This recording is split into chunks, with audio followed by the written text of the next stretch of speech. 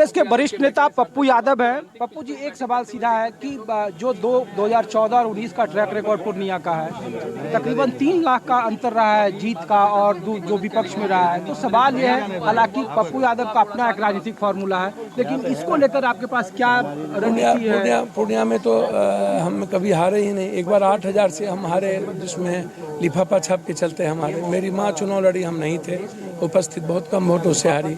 तो पूर्णिया हमेशा अपने दिल में, अपने आंगन और घर में रखा है और मेरे लिए बेटे की तरह मैं पूर्णिया का हूँ। मेरी माँ है और मुझे पूरा ट्रस्ट है कि हमेशा पूर्णिया बेटे की तरह देखी है और पूर्णिया कभी हमें खोया नहीं है।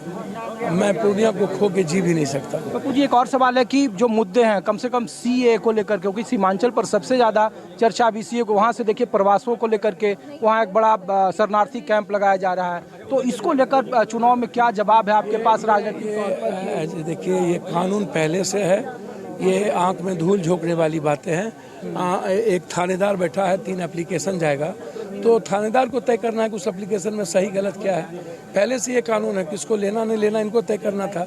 जबरदस्ती सीएए एक मुद्दों को डाइवर्ट करना और पोलराइजेशन की राजनीति जो इनकी रहती है, जब इन्होंने राम मंदिर से लगभग सारी चीज़ों से थक गए, हार गए, लोगों को ठगने से हार गए, तो लास्ट में इनकी अंतिम चीज़ ये भी लोगों ने टेंट कर दिया।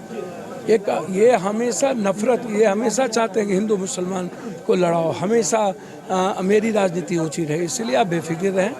मैं आपको दिल से कह रहा हूं कि देश अब इनके झांसे में नहीं आएगी और देश समझ लिया है इनके पास हिंदू मुसलमान के अलावे, पाकिस्तान के अलावे दूसरा कोई मुद्दा ही नहीं। एक आखिरी सवाल है सर कि जो कहा जा रहा है कि आपके इलाके में जो विधानसभा का सेगमेंट है उसको लेकर, और जब बिहार में 40 में 40 सीट, 40 में से 39 का ट्रैक रिकॉर्ड है और 370 और 400 पार का नारा है, तो बिहार में लग रहा है कि 40 सीटों में जो आपका समीकरण जो सीमांचल है, क्योंकि वहाँ एमआईएम आपके सामने मजबूत एक चुनौती है, 13 उम्मीदवार उन्होंने जो मुस्लिम बहुल डोमिनेटिंग इलाके हैं वहाँ खड़ा किए हैं, तो इसको कैसे आप लोग? बात मैं आपको बता दूँ, एक तो माइनॉरिटीज ही नहीं, दलित है, अत्यंत पिछड़ा है, सभी लोगों की आइडेंटिटी और आइडियोलॉजी पर बीजेपी के द्वारा हमला है।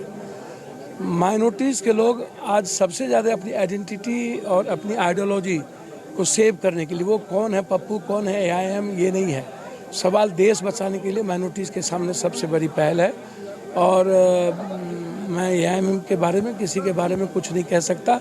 माइनॉरिटीज़ के बारे में मैं इतना कह सकता हूँ, वह हमेशा देश को बचाने में उनकी भूमिका रही है और देश में राहुल गांधी जैसे, प्रियंका जी जैसे और कांग्रेस की आइडियोलॉजी और भी जो पार्टियां हैं, जो सामाजिक न्याय की पार्टियां हैं, उनकी विचारधारा हमेशा माइनॉरिटीज़ को लेकर, चाहे वो दलित माइनॉरिटीज़ हो, आदिवासी माइनॉरिटीज़ हो, चाहे अल्पसंख्यक कोई हो, उसको सेविंग को लेके हमारे नेता, हमारी विचारधारा प्रतिबद्ध है।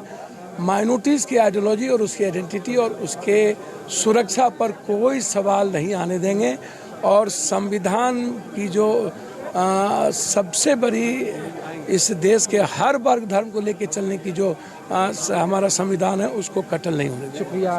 तो पप्पू यादव हैं और कह रहे हैं कि जो सामाजिक इक्वेशन है, सिर्फ आप माइनॉरिटी या फिर मुस्लिम यादव समीकरण, इस पर आप न जाएं, बल्कि एक अलग समीकरण है जिसका वो खासा ख्याल रखेंगे और कांग्रेस को निश्चित तौर पर बिहार में मजबूती से वो पेश करेंगे।